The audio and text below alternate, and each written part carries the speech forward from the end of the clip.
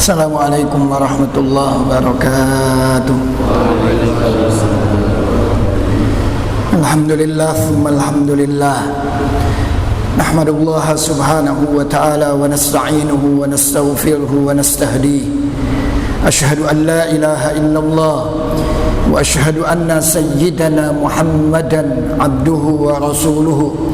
Allahumma fasalli wa sallim wa barik wa karim wa azim wa tarahham wa tahannan ala man bihi turja syafa'atuhu yawmal qiyamah sayyidina wa maulana Muhammadin wa ala alihi wa ashabihi wa sallama tasliman katsira. Amma ba'du, ma'asyiral muslimin, bapak-bapak, saudara-saudara, para hujjaj, para asatidz, para alim ulama, tokoh dan sesepuh masyarakat, wa akhussu bidzikar ketua Masjid Jami Al-Akhyar Al-Mukarram Al-Ustaz Muhammad Naim, ketua Yayasan Al-Akhyar Al-Mukarram Al-Ustaz Al-Haj Muhyiddin Marzuki, Mukarram Ustaz Komaruddin Al-Mukarram Al-Ustaz Basuki, Mukarram siapa namanya? Subhanallah, Zainal Abidin, orang-orang tua kami Al-Mukarram Bapak Haji Muwardi, Al-Mukarram Bapak Haji Madinah, Al-Mukarram Bapak Haji Ya'qub, Al-Mukarram Al-Ustaz Nur Hadi, yang lain-lain mohon maaf saya tidak menyebutkan, namun tidak mengurangi takzim dan hormat saya. Puji dan syukur sama-sama kita haturkan kehadirat Allah. Salawat beriring salam semoga senantiasa tercurah limpahkan kehadiran junjungan kita Nabi besar Muhammad sallallahu alaihi wasallam. Kita baca Fatihah sekali lagi, kita mohon kepada Allah dengan Fatihah ini semoga orang-orang tua kita, guru-guru kita, keluarga kita yang telah pulang ke rahmatullah, bil khusus orang-orang yang telah mewakafkan hartanya untuk Masjid Jami Al-Akhyar ini, dan orang-orang yang sudah berkiprah banyak buat Masjid Jami Al-Akhyar ini, semoga almarhumin, almarhumat di alam kuburnya senantiasa mendapatkan cucuran rahmat maghfirah dari Allah subhanahu wa ta'ala. Kuburnya dijadikan raudhah min riyadil jinan. Dengan Fatihah ini kita juga mohon kepada Allah subhanahu wa ta'ala, jika malam hari ini ada di antara keluarga kita yang sedang berbaring sakit, baik di rumah maupun di rumah sakit, semoga Allah segera angkat penyakitnya, pulihkan kesehatannya, berikan kesabaran, ketabahan kepada mereka dan keluarganya. Kita doakan anak-anak kita, adik-adik kita, saudara-saudara kita yang tengah belajar, tengah menuntut ilmu, semoga Allah yaftah alaihim, Allah bukakan pintu kecerdasan, Allah bukakan pintu keberhasilan, menjadikan anak-anak kita semuanya anak-anak yang salihin, salihat, taat kepada Allah dan Rasulnya, berbakti kepada orang tuanya, ilmunya kelak bermanfaat fid dini wad dunya wal akhirah. Kita semuanya yang tengah usaha, yang tengah ikhtiar, yang punya hajat, punya keinginan, semoga usaha ikhtiar kita mendapat ridha Allah, hajat keinginan kita dimudahkan dan disampaikan Allah, kita dibukakan pintu rizki yang seluas-luasnya, bitilkan niyah wa ila hadratin nabiyil mustafa sallallahu alaihi wasallam. Al-Fatihah. A'udzu billahi minasyaitonir rajim. Bismillahirrahmanirrahim. Alhamdulillahi rabbil alamin, arrahmanir rahim, maliki yaumiddin. Iyyaka na'budu wa iyyaka nasta'in. Ihdinas siratal mustaqim. Siratal ladzina an'amta 'alaihim ghairil maghdubi 'alaihim waladdallin. Amin.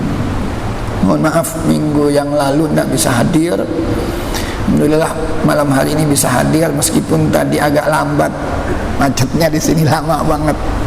Ahlan wa sahlan akhi billah, ini Al-Ustaz Al-Haj Syukran Kurniawan dari Puri Buntu, anaknya Al-Mukarram Bapak Haji Thohir. Subhanallah, hadir malam hari ini nemeni akhi Dedi. Alhamdulillah. Masyiral muslimin, Ustaz Basuki, bulan Hijriyah udah tanggal berapa nih, bulan Safar? Ustaz Zainal Abidin tanggal berapa? Alhamdulillah, malam hari ini alhamdulillah, dengan masuknya waktu maghrib, tenggelamnya matahari di ufuk barat, kita sudah berada di 26 Safar. Jumat besok akhir Safar, ketemu minggu yang akan datang sudah bulan yang mulia Rabiul Awal, bulan kelahirannya Nabi besar Muhammad sallallahu alaihi wasallam. Kita songsong, kita sambut bulan Rabiul Awal, bulan kelahiran Nabi besar Muhammad sallallahu alaihi wasallam dengan penuh sukacita. Ma'asyiral muslimin, kalau sudah bulan Rabiul Awal, ayo sekali lagi saya mengajak, mari kita tingkatkan mahabbah, kecintaan kita kepada Rasulullah sallallahu alaihi wasallam. Mahabbah, kecintaan yang nanti akan menghantarkan pencinta-pencintanya untuk bersama-sama Rasulullah sallallahu alaihi wasallam di syurganya Allah Subhanahu wa taala. Sebagaimana sabda beliau, man ahabbani kana ma'i fil jannah. Siapa saja yang cinta sama aku, dia akan bersama-sama aku nanti di syurganya Allah Subhanahu wa taala. Nah, tapi kalau ditanya cinta sama Nabi, cinta. Apa bukti cintanya? Nah, ini yang sulit untuk dijawab. Ada kutaib, dari tiap tahun saya bawa buku ini. Kalau udah musim Maulid saya bawa. Hubbun Nabi wa alamatuhu. Cinta sama Nabi dan tanda-tanda seseorang itu cinta sama Nabi. Nah, Kutaib Shaghir karangan Dr. Fadl Ilahi. Di sini di antara tandanya adalah yang pertama, dulu ketika Rasul masih hidup, al-hirsu ala ru'yatihi wa suhbatihi. Ada keinginan kuat untuk senantiasa bisa menatap Rasul, bisa bersama-sama Rasulullah sallallahu alaihi wasallam. Maka ada sahabat namanya Abu Hurairah, kemana Rasul pergi di situ ada sahabat Abu Hurairah. Dia termasuk sahabat yang banyak meriwayatkan hadis karena dia yulazimu Rasul, selalu menyertai Rasulullah sallallahu alaihi wasallam. Itu dulu kalau Rasul masih hidup. Rasulnya sekarang sudah tidak ada, maka tanda cinta kita, man ahabba syai'an aktsara min dzikri wa man ahabban nabi aktsara minas salati alaihi. Yang cinta kepada sesuatu, dia akan banyak menyebut yang dia cintai. Yang cinta sama Nabi, dia akan banyak bersolawat kepada Rasulullah sallallahu alaihi wasallam. Maka sekali lagi, dengan akan datangnya bulan Rabiul Awal, bulan kelahiran Nabi besar Muhammad sallallahu alaihi wasallam, saya mengajak semuanya, ayo kita tingkatkan kecintaan kita kepada Rasulullah sallallahu alaihi wasallam. Yang pertama dengan memperbanyak bersolawat kepada Rasulullah sallallahu alaihi wasallam.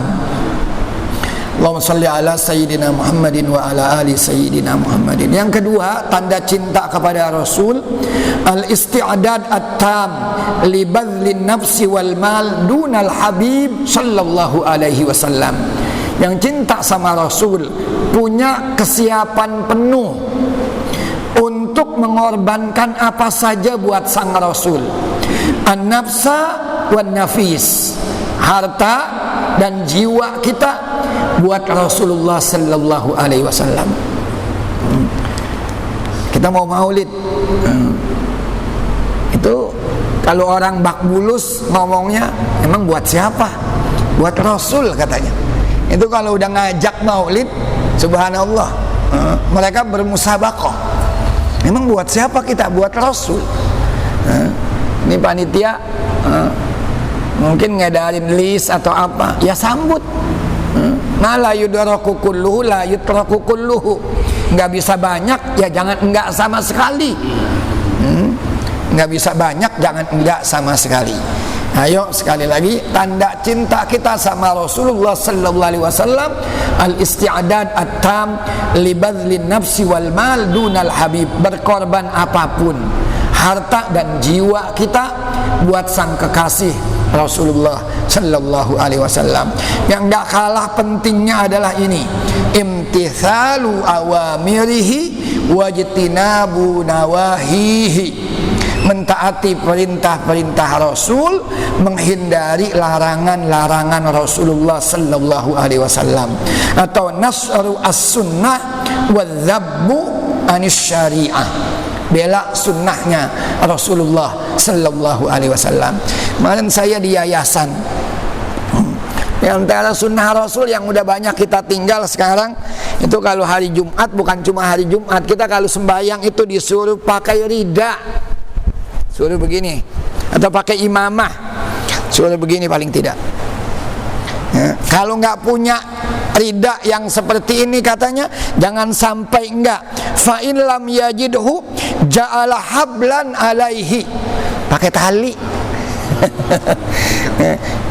Nggak punya apa sorban buat ditaruh di pundak kita, pakai tali katanya. Ini ada hadisnya. Hadisnya salatu tatawwu'in aw fariidatin bi imamatin ta'dilu khamsan wa isyrina salatan bila imamatin. Subhanallah. Wa jumu'atun bi imamatin ta'dilu sab'ina jumu'atin bila imamah. Sembahyang sunnah, sembahyang fardu yang menggunakan arida, selendang. Kalau selendang ini ditaruhnya di sini, atau al-imamah ditaruhnya di atas kepala begini, atau kita pakai, kita libat di sini di atas kepala kita, imamah. Sembahyang sunnah, sembahyang fardu dengan menggunakan imamah atau rida itu sebanding dengan 25 kali sembahyang tanpa imamah. Kita udah sembahyang jamaah kan 27 kali lipat. Tapi yang sembahyang jamaahnya dia pakai sorban, sama yang nggak pakai sorban. Yang pakai sorban dilipat gandakan lagi 25 kali lipat. Subhanallah. Kalau Jumat bagaimana? Kalau Jumat Jumu'ah bi imamah ta'dilu sab'ina jumu'ah bila imamah. Sembahyang Jumat pakai imamah, itu sebanding dengan 70 kali Jumat yang enggak pakai imamah. Subhanallah. Maka besok-besok bawa imamah, bawa selendang, paling enggak taruh di sini. Gua malu, gua bukan ustad begitu. Ntar kata orang gua ustad lagi. Enggak usah ada malu-malunya. Ini dalam rangka tatbiqus syariah, menerapkan syariah, membawa sunnah-sunnahnya Rasulullah sallallahu alaihi wasallam dalam kehidupan kita ini. Ayo. Jadi kata apa deh besok deh ya? Ya orang mau ngomong apa aja biarin.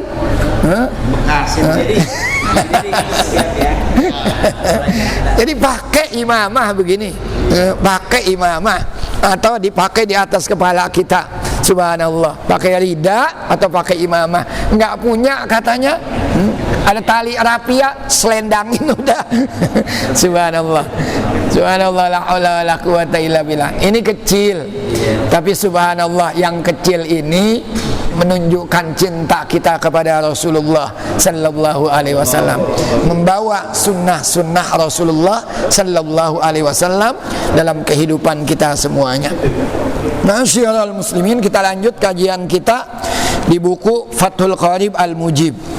Masih di kitabun nikah, babnya sekarang faslun fi anwa'i al-mu'taddati wa ahkamiha. Fasal atau bab tentang macam-macam perempuan yang dalam masa iddah dan hukum-hukumnya.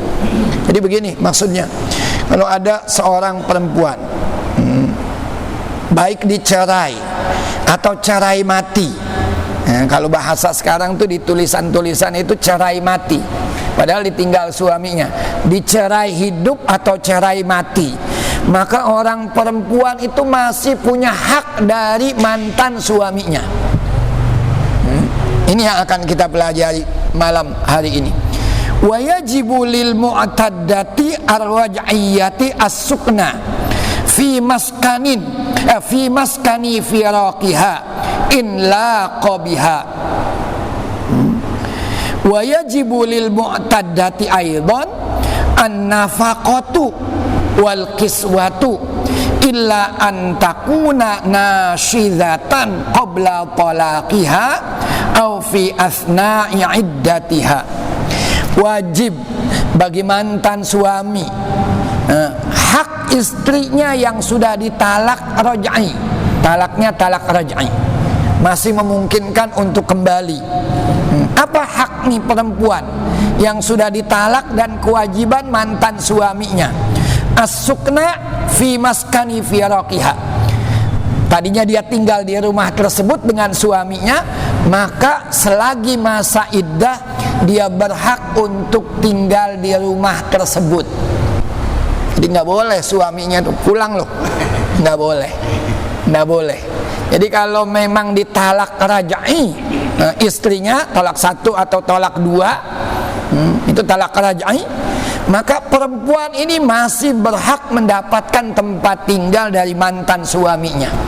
Ini pun in laqa biha, kalau memang tempatnya sesuai. Ya suaminya ngontrak sama yang punya diusir, ya bagaimana mau ya nggak mungkin gitu. In laqa biha kalau sesuai. Yang kedua, dia punya hak an-nafaqatu wal kiswah. Dia harus dikasih makan sama suaminya. Mantan suaminya masih tetap harus memberi makan, dan mantan suaminya harus tetap memberikan dia pakaian.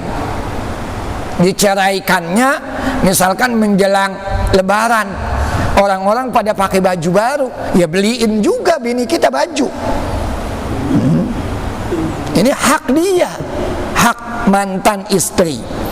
Illa antakuna nasyidatan qabla talaqiha, kecuali kalau sebelum ditalak nih perempuan memang nusyud.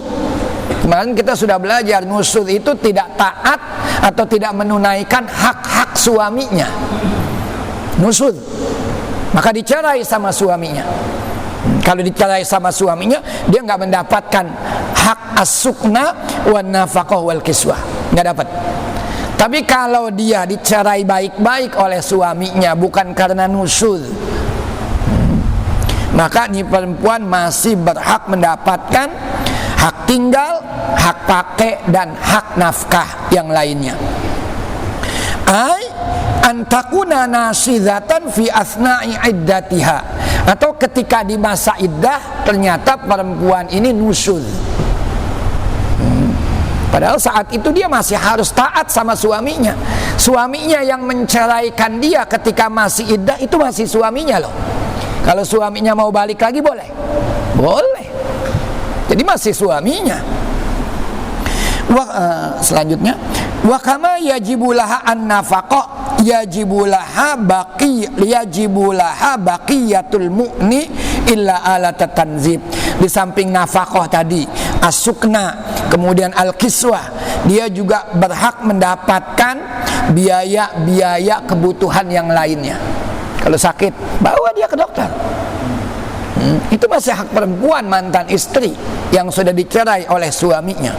Illa alat tanzib, kalau di sini kecuali alat untuk kebersihan, mungkin sabun, enggak kali kalau di sini, kalau berdasarkan kitab ini. Lanjut, wa yajibu lil ba'in, ini buat perempuan yang ditalak ba'in. Kalau tadi talaknya talak raj'i, dia masih berhak mendapatkan maskan, nafkah, dan kiswah. Tapi kalau talaknya talak ba'in, tidak memungkinkan lagi kembali kepada mantan istrinya, kecuali istrinya sudah dinikahi oleh orang lain, dan orang lain sudah zaqa usailataha, sudah menikmati madunya, baru dicerai lagi. Nah, yajibu lil ba'in as-sukna dunan nafaqah. Kalau ditalak ba'in, dia masih tetap, selagi masa iddahnya masih ada, dia berhak mendapatkan hak tinggal dari mantan suaminya, meski dia nggak mendapatkan hak nafkah. Illa antakuna hamilan, kecuali talaknya talak ba'in, lagi hamil. Berarti mentalak perempuan lagi hamil boleh apa enggak? Boleh. Mentalak istri kita lagi hamil boleh, tapi tega. Nah, sama bini ada bekasnya, tapi sama anak nggak ada bekasnya sampai kapanpun. Anak punya hak nanti dari orang tuanya, hak nafkah, hak waris. Ini illa antakuna hamilan, kalau ditalak ba'in dia lagi hamil, fatajibulaha an-nafaqah, maka mantan suaminya punya kewajiban di samping memberikan hak tinggal, hak nafkah juga.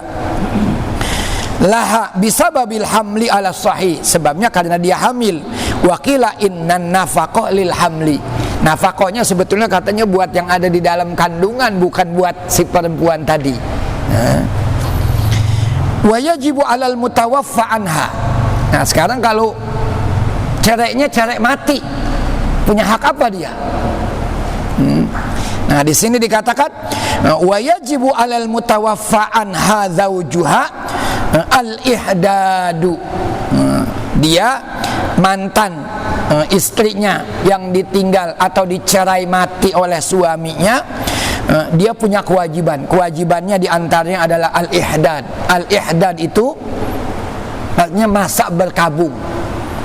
Dia nggak boleh kemana-mana, nggak boleh bersolek, nggak boleh pakai wangi-wangian. Nah ini kadang-kadang orang-orang kita ini banyak yang abai terhadap yang ini. Ditinggal wafat oleh suaminya, masa iddahnya berapa? Arba'ata ashhurin wa asyaran, 4 bulan 10 hari. Belum 4 bulan 10 hari ngikut kondangan, dandan lagi, ngejreng, bajunya merah. Nah di sini nih nanti ada sampai warna nih. Maka orang yang ditinggal atau dicerai mati oleh suaminya, dia punya kewajiban al-ihdad, berkabung. Wa huwa lughatan ma'khudun minal had awil man'i. Secara bahasa al-ihdad itu maknahu dari kata-kata al-had. Al-had maknahu al-man'u, dilarang dia. Wa syar'an al-imtina'u minaz zinah. Itu al-ihdad artinya dia tidak boleh bersolek, tidak boleh dandan. Bitarki lubsin masbughin yuqsadu bihi az-zinah, meninggalkan pakaian berkelir. Kalau berwarna, yang warnanya ngejreng-ngejreng, yang tujuannya adalah zina, berhias, bersolek. Kathau bin asfar, bajunya kuning. Nah di sini disebut warnanya. Kan warna kuning warna yang mencolok itu. Au ahmar, warnanya merah, nggak boleh. Wa yubahu ghairul masbugh, tapi yang tidak berkelir boleh. Wa yubahu ghairul masbughi min kutnin, pakai yang terbuat dari cotton, wasufin, dari bulu domba, wa katanin, katan itu dari benang atau dari serat, wa ibrisim, ibrisim itu artinya sutra.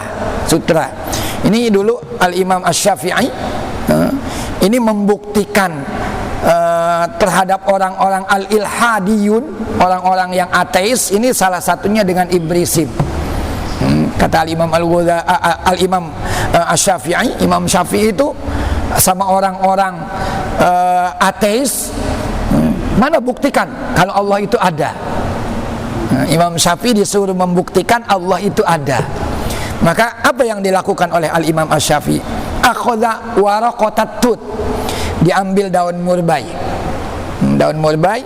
lalu Imam Syafi'i mengatakan kalau daun ini waraqatut akalah hasyat, dimakan oleh kambing, maka yang akan keluar adalah al-ba'rah, tai kambing. Dia begitu. Wa idza akalat ha'adul wa idza akalat hannahlah, kalau dimakan oleh lebah, maka yang akan keluar adalah al-asal, madu. Wa idza akalat hadudatul qazzi, tapi kalau dimakan oleh ulat sutra, fa akhraja al-ibrisim, maka dia akan mengeluarkan benang sutra. Itu hebatnya Imam Syafi'i. Jadi untuk membuktikan bahwa Allah itu ada, ketika berhadapan dengan orang-orang ateis yang enggak percaya sama Tuhan, Imam Syafi'i cuma ambil waraqatut. Nih lihat, pohon apa nih atau daun apa ini? Mereka mengatakan waraqatut. Ma launuha, apa warnanya? Khadra, hijau. Ma ta'muha, apa rasanya? Ya mungkin pahit-pahit dikit itu.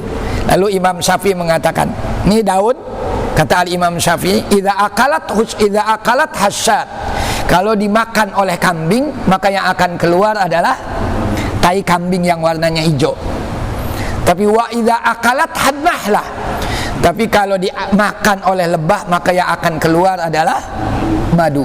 Tapi wa idza akalat hadudatul qazzi, yang akan keluar adalah al-ibrisim. Kata Imam Syafi'i, siapa yang menciptakan itu semuanya?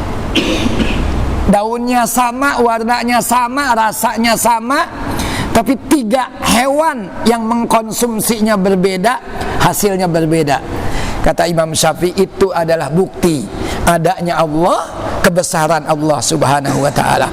Ma'asyiral muslimin, lanjut. Ini orang-orang yang tadi dalam masa berkabung ini nggak boleh memakai pakaian-pakaian yang warna mencolok seperti tadi, warna kuning, warna merah. Wa masbugun layuk. Tapi ada ulama yang mengatakan boleh, katanya wa masbugun layuk sodulidinatin. Ini kalau bukan untuk perhiasan boleh. Nanti ini ada keterangannya lagi. Jadi kalau bukan untuk, dia pakai, tapi tidak bermaksud untuk bersolek. Emang pakaiannya cuma yang warnanya ya itu aja, dan dia nggak keluar dari rumahnya. Itu nggak apa-apa kalau yang seperti itu. Kemudian kita lanjut. Wal imtina'u minat tib. Orang yang dalam masa berkabung juga tidak boleh memakai wangi-wangian, nggak boleh. Aimin istimali fil badan, baik dipakai di tubuhnya, au thawbin di pakaiannya, au ta'amin, kalau dia bikin makanan pun di sini termasuk bikin makanan nggak boleh yang wangi-wangi. Mungkin maksud, ini wangi banget nih, siapa nih yang bikin makanan? Kayaknya janda nih yang bikin. Pengen kawin kali, begitu. Mungkin begitu kali. Kan biasa kita kalau ada orang, ini kalau yang begini katanya ini warnanya nih warna enggak, warna yang dipakai janda katanya kalau yang begini. Ya kan begitu kan ya? Oh bukan ini.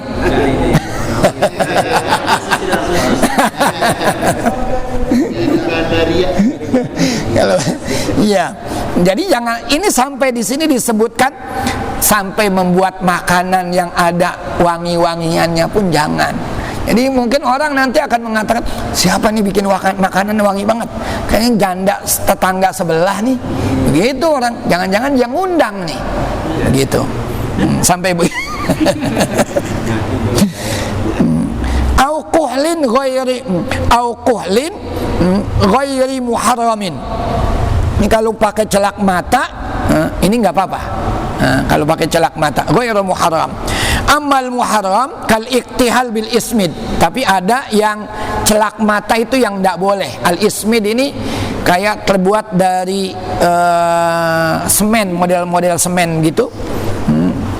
Kal ismid alladzi la tiba fihi. Ini nggak ada baunya. Faharamun illa lihajatin, kecuali untuk kebutuhan. Karomadin, aromad itu artinya sakit mata.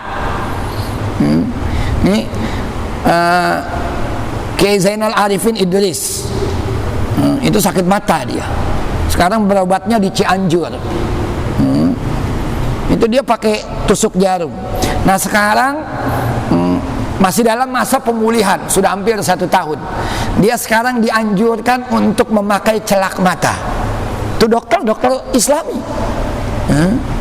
Pakai celak mata. Untuk apa? Nanti akan mengeluarkan tai mata. Itu jadi pakai celak mata itu bukan sembarangan ini. Ini celak mata yang ada al-iktihal bil ismid. Yang kayak semen, kayak semen itu ya, warnanya begitu. Jadi kalau kita pakai, disuruh dipakai di sini, dipakai di sini, itu pagi-pagi kotoran-kotoran matanya itu keluar. Subhanallah. Ini juga begitu ini. Ya memang sunnah. Ini gitu. Kalau ada hajat untuk obat mata boleh. Fayurakhasu fihi lil muhiddah, buat orang perempuan yang dalam masa ihdad atau masa berkabung. Wa ma'adzalika, meskipun demikian, meskipun boleh, fatasta'miluhu lailan, makainya cuma di malam hari, jangan di siang hari. Kemudian watam sahuhu naharan, kalau siang udah hapus dengan pakai celak mata, siang juga dia pakai celak matanya. Itu dia ada zinah kalau begitu. Kalau malam hari nggak apa-apa. Apalagi kalau tadi untuk ramad, untuk obat sakit mata boleh. Illa inda'at daruratun listi'malihi naharon, kecuali karena darurat menggunakannya di siang hari seperti buat obat tadi. Nah sekarang kalau bini orang, kalau suami orang, tetangga itu meninggal, tetangga laki-laki meninggal, boleh nggak tetangganya itu yang perempuan ini ikut berkabung? Boleh nggak? Antum berteman di bosan kali ya? Iya, ini orang perempuan, antum bertetangga sama dia, antum meninggal, boleh nggak yang perempuan ini ikut berkabung? Nggak pakai pakaian, nggak berzina, nggak pakai bersolek, ini boleh atau enggak? Kita lihat di sini.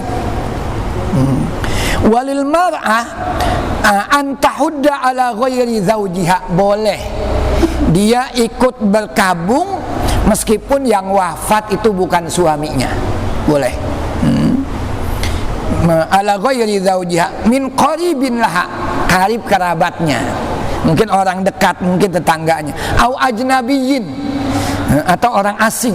Kalau qaribin mungkin paman, bibi, itu masih saudara-saudara dekat. Au ajnabiyin, orang lain sekalipun, nggak ada hubungan famili, boleh.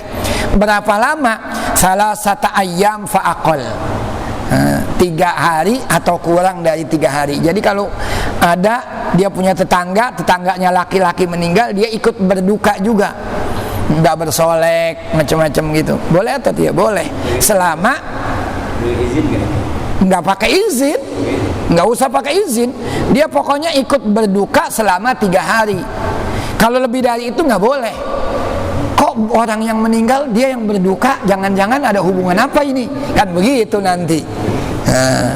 Kalau lebih nggak boleh, tapi kalau selama 3 hari atau kurang dari 3 hari boleh. Jadi kalau ada orang meninggal, tetangga meninggal, kita ikut berduka, sama dengan orang perempuan yang ditinggal oleh suaminya tadi, nggak bersolek, nggak pakai wangi-wangian, boleh. Wa tahrumu az-ziyadatu 'alaiha in qasadat dzalika ay al-ihdad. Lebih dari 3 hari nggak boleh kalau tujuannya untuk berkabung. Fa in zada 'alaiha bila qasdin la yahrum. Tapi memang sehari-harinya dia nggak pernah pakai pakaian yang ngejreng, sehari-harinya dia nggak pernah pakai wangi-wangian, ya nggak apa-apa.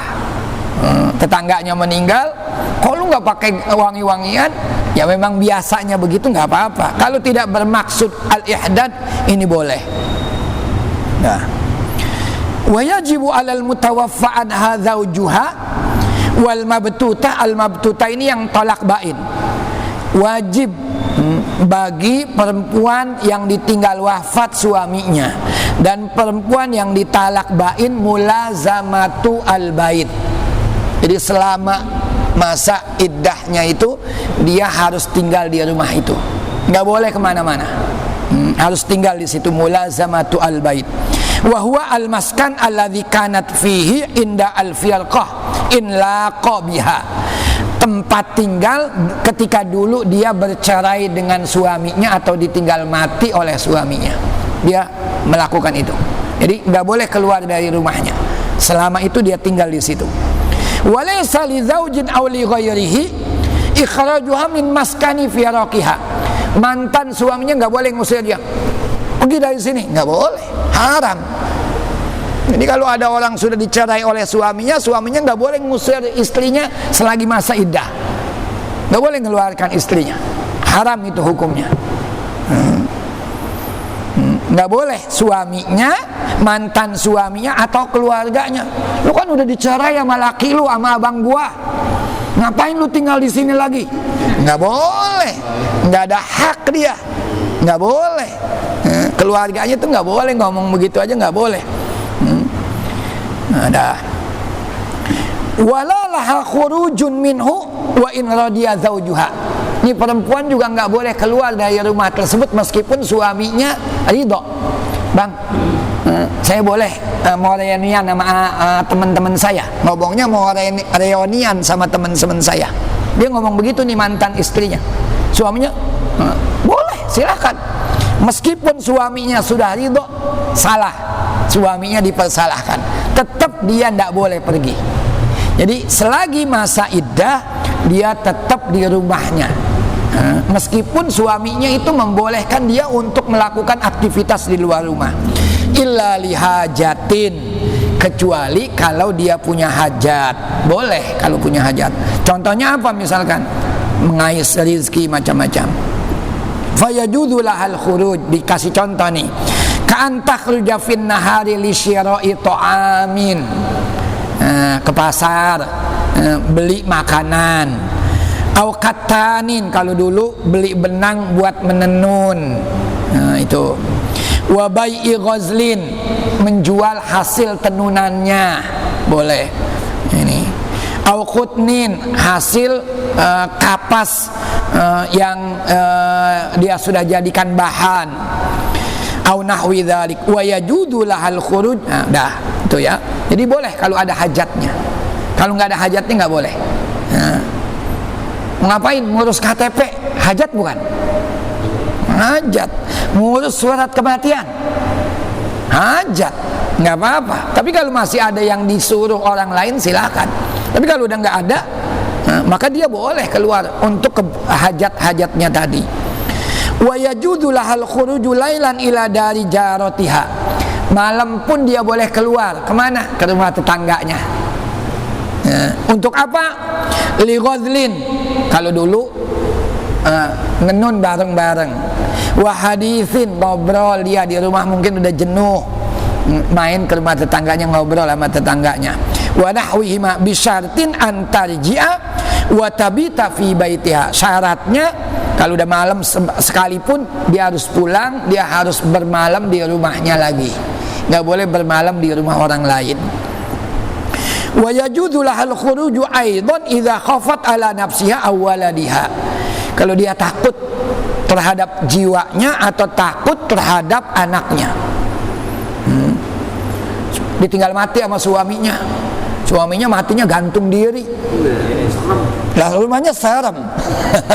Boleh nggak dia keluar itu? Ini kan karena khafat ala nafsiha. Iya, mungkin dia ketakutan. Sebetulnya mah dia nggak boleh meninggalkan rumah tersebut, tapi ada rasa takut. Khafat ala nafsi au ala waladiha wa ghairi dzalik mimma huwa madhkurun fil mutawwalat. Kalau yang begitu-begitu ini dibolehkan. Ini selesai sampai di anwa'u al-mu'tadah wa ahkamuha. Silakan kalau masih ada yang ingin ditanyakan sekitar masalah ini atau masalah yang lain. Tafadhol. Ya. Ini yang pertama tadi berkenaan dengan imamah. Ya, mungkin di antara kita juga termasuk saya, punya guru nih ya. Saya punya guru artinya dia Rahmana. Bagaimana yang maksud saya gitu, yang sebenarnya imamah itu yang bagaimana gitu. Ya, kalau yang saya tahu dari guru saya gitu, ya imamah itu harus ada ilmunya gitu, seperti halnya kalau kita lihat di YouTube itu Habib Umar ya, Al-Hafiz itu bin Hafiz itu ya begini pakainya ya yang dilibet dari apa namanya, dari masing-masing gurunya gitu, termasuk Abuya juga begitu sama. Diajarin cara kita pakai imamah gitu ya. Yang di belakang itu mungkin mungkin juga ada kali mungkin ini ya. Itu ada buntutnya di belakang itu. Baik. Itu ada buntutnya. Itulah yang dimaksud dengan imamah. Kalau hanya sekedar mungkin diselendangin ini, itu tadi namanya rida. Al-irtida ya. Ya. Kalau imamahnya itu pakai begitu tuh, dia kayak para habaib gitu yang dipakai. Yang dilibet-libet begini. Dilibet sini gitu namanya imamah. Gitu. Tapi kalau sekedar begitu aja sih, ya menurut saya nih, menurut apa yang saya dapat ya, kalau gini sih, ya bukan imamah ya sih, tidak pahala. Al-irtida, betul. Gitu. Ya. Tapi bukan yang imamah itu yang ada di kepala, di peci kita itu, para ulama, para habaib kita itu. Baik. Itu mungkin dari saya. Baik, terima kasih. Ini yang pernah di Dual Arabiyah. Ini Ustadz Syukran ini hampir tiap tahun ini turun haji. Orang Arab itu pakai imamahnya gimana dia? Pakai sorban kan? Sorban diginiin, terus pakai apa? Pakai igal kan? Pakai igal. Itu sudah imamah. Nah, ya meskipun memang yang ya mungkin tadi masing-masing orang itu ada ilmunya. Yang mungkin dilibet-libet, dipakaikan sedemikian rupa, itu belakangnya kayak ada buntutnya, bisa jadi itu juga bisa jadi imamah. Tapi di dual Arabia yang saya tahu, kalau di dual Arabia orang pakai imamah itu dengan begini saja, begini, tapi dia pakai di sini, itu udah imamah.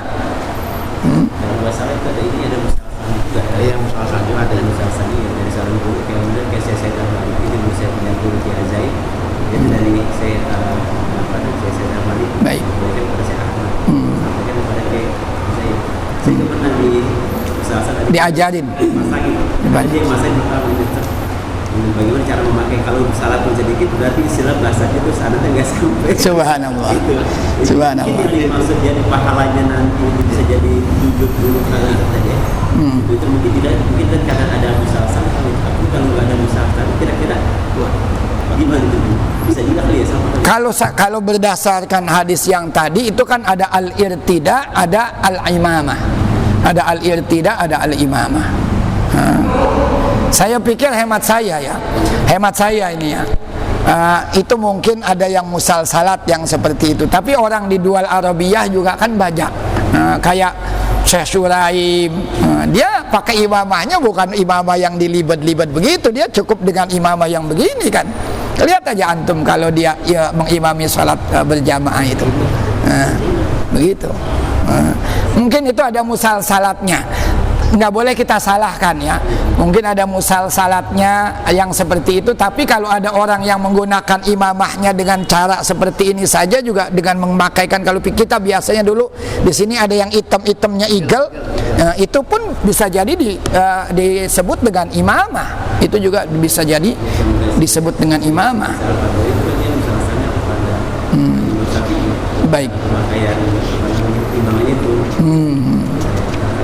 Baik. Baik. Makasih. Syukran. Ya.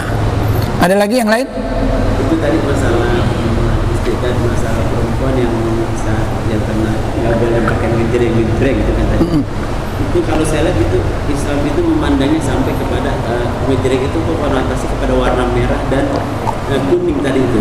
Terus dengan yang sutra itu dibolehkan. Karena kan nilai sutra itu kan lebih, kalau kita lihat nilai apa ya bahasanya,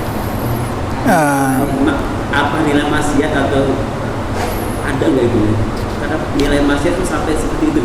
Baik. Dengan Islam itu ya. Ada warna gitu. Ya. Kan warna itu kan tidak harus kita tuh melihat warna karena kita menyukai warna itu bagian cinta. Berarti kan dengan ciptaan yang kuasa itu, ciptaan kalau kita ada menciptakan warna-warna itu. Nah, itu sampai kita dilarang untuk larangan itu sampai warna merah dan kuning gitu. Nah, tapi kan ini pandangan orang pada umumnya. Ada orang pada umumnya. Jadi gini, hukum Islam itu diambil dari mayoritas orang. Pada ghalibnya orang bagaimana? Ini kita ngaji begini nih. Ada orang pakai pakaian merah, wah pakaian ente ngejreng banget.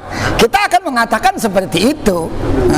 Kita akan mengatakan seperti itu. Jadi hukum itu diambil secara mayoritas. Saya sering ngasih contoh antum di on the spot di televisi, ada orang yang sama kecoa nggak jijik, ditangkap dimakan. Apa dengan begitu kecoa lalu menjadi halal? Enggak, tetap orang pada umumnya yang namanya kecoa itu tad'u ilal ismi'dzan, merasa jijik itu. Belut itu yang haram itu kullu dzinabin minas siba, binatang buas yang bertaring, ular itu haram. Tapi ada orang ama belut mungkin itu kayak ular, apa dengan begitu belut haram? Ya enggak, tetap saja belut tetap dikatakan sebagai sesuatu yang halal. Jadi orang itu hukum itu diambil pada umumnya. Maka di sini disebutkan tadi di Irsyadul Ibad, di buku kita Fathul Qorib Al-Mujib, warna merah, warna ini itu biasanya pada umumnya tuh warna-warna yang mencolok mata, ngejereng lah begitu, warna-warna gitu. Ya kebetulan dua warna ini kalau partai itu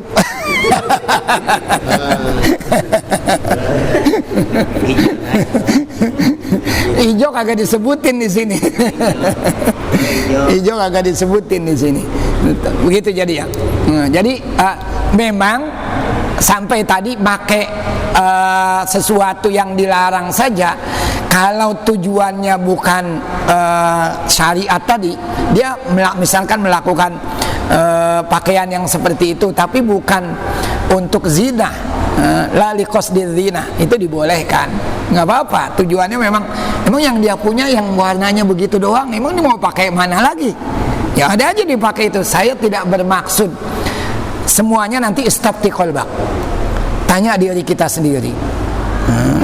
Ente pakai pakaian begitu maksud ente apa? Gua kan udah janda, lah gua boleh dong. Kan kalau tujuan, jadi tanya dia sebetulnya. Tanya dia, memakai pakaian itu, memakai wangi-wangian tujuannya untuk apa? Merubah penampilan boleh nggak? Kan kita sering itu merubah penampilan nggak boleh. Kan sering begitu. Ada orang misalkan giginya gingsul, lalu operasi dia, diperbaiki giginya, boleh apa enggak? Boleh. Karena ketika dia dengan penampilan aslinya, itu orang menjadi takut, Ustaz, ngeri amat itu. Nah, orang takut, jadi boleh. Tapi kalau ada orang misalkan sekarang istilahnya pakai behel, pakai behel, dulunya giginya nggak bagus, dengan pakai behel kan bisa rapi. Kalau tujuannya bukan untuk menarik lawan jenisnya, ya boleh. Tapi kalau untuk menarik lawan jenisnya, ya nggak boleh. Itu sudah merubah ciptaan Tuhan. Bibirnya diciptakan begitu supaya menarik, dioperasi bibirnya. Tujuannya untuk apa coba? Nah, menarik lawan jenisnya kalau begitu. Jadi kembali kepada diri kita, sebetulnya tujuannya untuk apa? Istafti qalbak. Tanyakan diri kita sendiri. Kalau tujuannya memang tadi ini berzina, nah ya itu nggak boleh. Tapi kalau memang tujuannya bukan untuk begitu, ya nggak apa-apa. Tapi sekali lagi, warna memang yang paling dicintai di dalam Islam warna putih. Warna yang paling dicintai di dalam Islam itu warna putih. Sampai ketika kita ada orang takziah itu, seharusnya warnanya itu putih. Siapa yang ngajarin orang kalau takziah itu pakai pakaian hitam? Nggak ada. Itu katanya itu tradisi orang Yahudi. Kalau ada kematian, datang takziah pakai pakaian hitam. Mata hitam, baju hitam, rok hitam, sepatu hitam, kaos kaki hitam. Ngikut ke kuburan orang perempuan, cuma roknya ketinggian, lah percuma aja. Gitu kan. Bukan yang itu. Coba lihat antum di ulama-ulama di Jawa Timur itu, ulama-ulama pesantren itu, ulama-ulama tradisional gitu. Kalau ada orang-orang kiai-kiai meninggal, pakaian yang dia pakai adalah putih. Pakaian yang dipakai adalah putih. Putih adalah warna yang paling dicintai oleh Rasulullah sallallahu alaihi wasallam. Cukup? Cukup ya? Nah, terima kasih banyak. Mudah-mudahan ada hikmahnya. Sekali lagi, pertemuan yang akan datang, mungkin kita sudah berada di bulan Rabiul Awal 1443 Hijriah. Saya lagi-lagi mengajak, ayo kita songsong bulan kelahiran Nabi besar Muhammad sallallahu alaihi wasallam dengan meningkatkan mahabbah, kecintaan kita kepada beliau, kecintaan yang pada gilirannya akan menghantarkan pencinta-pencintanya untuk bersama-sama Rasul di syurganya Allah Subhanahu wa taala. Kalau sekarang yang terpenting, apa yang terpenting sekarang? Perbanyak bersolawat kepada Rasulullah sallallahu alaihi wasallam, bawa sunnah-sunnahnya itu dalam kehidupan. Bawa sunnah-sunnahnya itu dalam kehidupan. Mau ngapain aja kalau antum ingat Rasul, insyaallah. Wa qul i'malu fasayarallahu amalakum wa rasuluhu wal mu'minun. Berbuatlah nanti apa yang kita lakukan itu akan dinilai oleh Allah, akan dinilai oleh Rasul, akan dinilai oleh orang-orang mukmin.